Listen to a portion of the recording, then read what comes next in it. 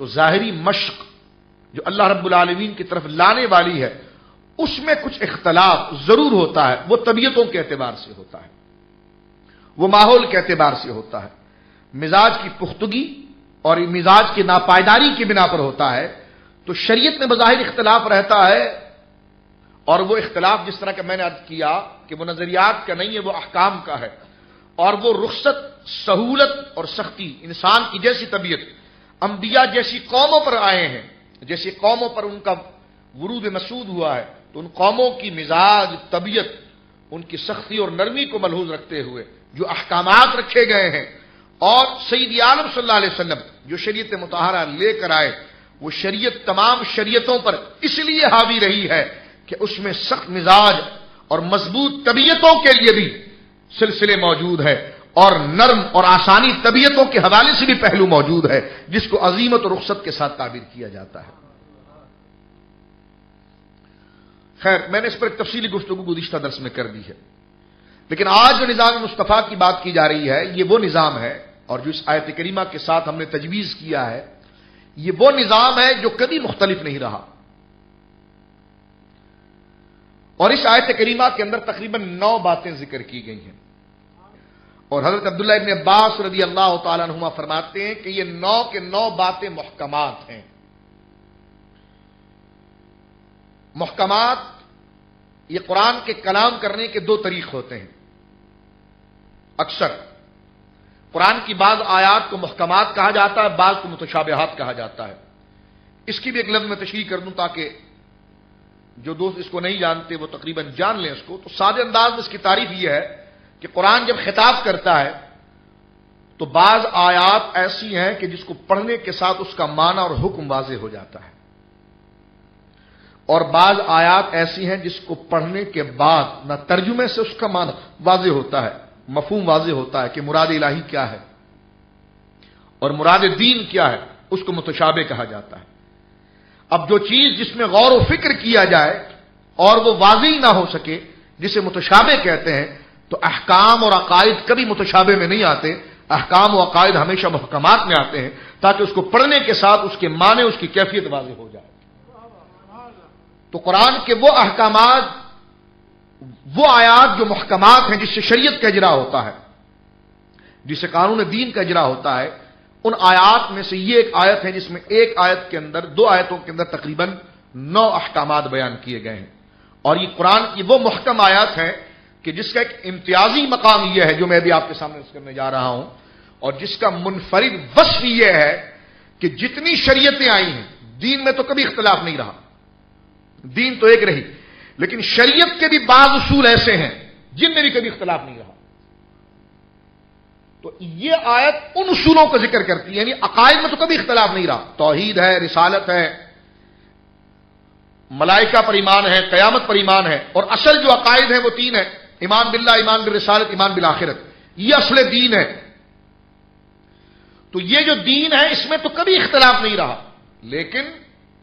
کچھ اصول شریعت کے بھی ایسے ہیں جس کو مجازن دین کہہ دیا جاتا ہے. اور اب اس آیت کریمہ کے اندر جو مسلمانوں کو جن 9 باتوں کا پابند کیا جا رہا ہے وہ 9 باتیں عقائد کے ساتھ ساتھ احکام میں بھی اتنی تواتر کے ساتھ آئی ہے. جس طرح عقائد تواتر کے ساتھ چلے آئے حضرت آدم سے لے کر سید عالم تک,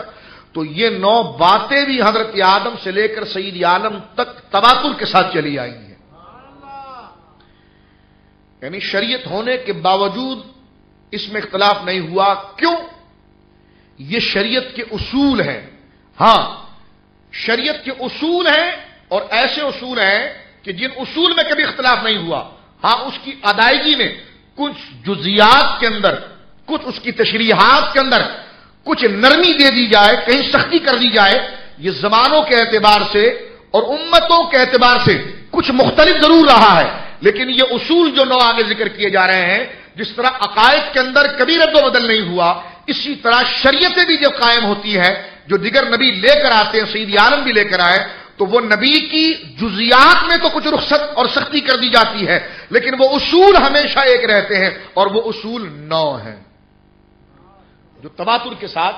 چلے آئے ہیں. اور ان 9 اصولوں کو یہاں پر ذکر کیا گیا ہے جن میں قرآن مجید نے یہاں پر جو ذکر کیا وہ 9 اصول جو میں آپ کی خدمت میں ذکر کرنا چاہ رہا تھا، ان میں سے پہلی چیز ہے شرک۔ شرک جو ہے وہ نظریات کے اعتبار سے بھی ہے اور شریعت کے اعتبار سے بھی ہے۔ یعنی جہاں پر شرک جو ہے وہ نظریات کا حصہ ہے، وہیں پر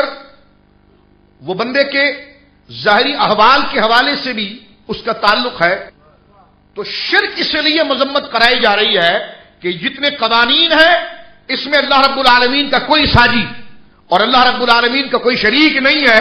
اب یہ جو 9 چیزیں آگے ذکر کی جا رہی ہیں، ان میں پہلی چیز جو شرک کی مذمت آ رہی ہے اس میں یہ کہ یہ قوانین جو ذکر کیے جا رہے ہیں صرف اللہ وحدہ لا شریک کی طرف سے ذکر کیے جا رہے ہیں،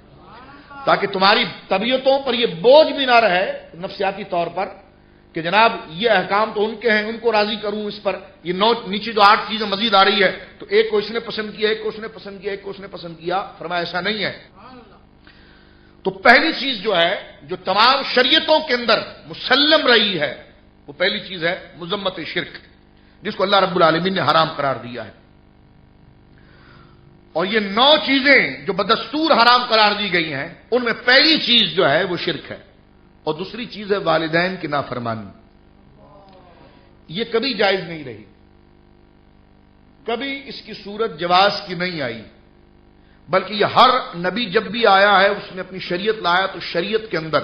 جہاں پر شرک کی مذمت آئی ہے، شرک کو حرام قرار دیا گیا ہے، وہیں پر والدین کی نافرمانی کو بھی حرام قرار دیا گیا۔ اسی طرح تیسری چیز جو آئی ہے وہ فقر و فاقہ اور تنگ دستی کی وجہ سے اپنی اولادوں کو مار ڈالنا اور اپنے بچوں کے گلے گھونٹ دینا، یا ماں کی شکم میں بچہ اس مرحلے میں پہنچ جائے کہ جس میں روح پھونک دی جائے 4 مہینے کے بعد، اور اس کے بعد اسقاط حمل کر دینا کہ اگر یہ بچہ پیدا ہو گیا تو اس کو کھانا کہاں سے کھلایا جائے گا۔ تو یہ تیسری چیز ہے جو ہر شریعت کے اندر اس کو حرام قرار دیا گیا ہے، اور یہ 9 اصول ہیں جو مسلمات ہیں، اور یہ نظام مصطفیٰ کی بنیاد ہے۔ یہ نظام مصطفیٰ کی بنیاد ہے۔ چوتھی چیز جو اس کے اندر ذکر کی گئی ہے کہ ہر قسم کی بے حیائی چاہے ظاہری ہو یا باطنی ہو، یعنی باطنی سے مراد چھپ کر ہو یا ظاہر ہو، اس سے مراد علماء نے جو معنی کیا ہے ظاہری بے حیائی کا، تو ظاہری بے حیائی کا معنی کیا ہے زنا خالص۔ تو زنا کبھی بھی کسی بھی صورت کے اندر کسی بھی شریعت کے اندر کبھی جائز نہیں رہا۔ یہ چوتھا اصول ہے پورے نظام زندگی کا، پورے نظام مصطفیٰ کا اور پورے نظام دین کا جو اللہ رب العالمین نے ہر نبی کو عطا فرمایا ہے۔ ہاں کسی نبی کے دور میں بیان تو سب پر ہوا،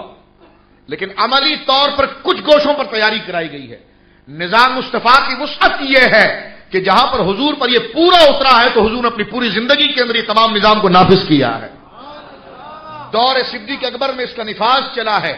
اور دور صدیق اکبر اور دور فاروق اعظم کے اندر اللہ رب العالمین کا وہ وعدہ جو اپنے محبوب کے ساتھ تھا کہ ہم تیرے حبیب تیرے دین کو غالب کریں گے اور ظاہر کریں گے، وہ جس دین کی تیاری سید عالم نے کر کے دکھائی تھی، سیدنا فاروق اعظم اس کی دلیل کامل ہے کہ وہ دین اسی طرح ظاہر ہوا، اور کئی لاکھ مربع میل کے اوپر نظام مصطفیٰ اور یہ 9 احکامات باقاعدہ نافذ کیے گئے۔ تو سیدنا فاروق اعظم رضی اللہ تعالیٰ عنہ وارضہ عنہ جو ہیں وہ سید عالم کی تبلیغ اور سیرت کے دعوے کی دلیل ہیں۔ آپ اندازہ لگائیے اگر ان پر کوئی اعتراض کرے گا، اس کا اعتراض اور ان کی پاک شخصیت پر اگر کوئی تان کرے گا تو یہ تان جو ہے سید عالم صلی اللہ علیہ وسلم کی تبلیغ اور ان 9 احکامات پر جائے گا، کیوں قرآن کا وعدہ تھا کہ ہم ظاہر کریں گے آپ کے دین کو مکمل طور پر، اور ہم اس کو غلبہ دیں گے۔ تو وہ غلبہ اور ظہور جو ہوا ہے تو وہ سید عالم کے دور میں بظاہر نہیں ہوا، جس طرح یہ کہا جاتا ہے کہ سید عالم صلی اللہ علیہ وسلم نے اپنی شہادت سری اپنے دونوں شہزادوں کو عطا فرمائی ہے، یہ ٹھیک ہے، میں کہتا ہوں ساتھ میں تفضیلیت کو ختم کرنے کے لیے یہ بھی کہا کرو کہ تبلیغ مصطفی کا وہ سری پہلو جو تھا وہ شیخین میں پورا ہوا ہے۔ ہر جگہ پر جا کر اس کو نفاذ کرنا، اس لیے کہ حسنین کریمین کی فضیلت کا انکار نہیں کیا جا سکتا، لیکن حسنین کریمین ہی کی فضیلت کا اقرار کرنا اور شیخین کی فضیلت کا انکار کرنا یہ رافضیت ہے، اور شیخین ہی کی فضیلت پر ڈٹ جانا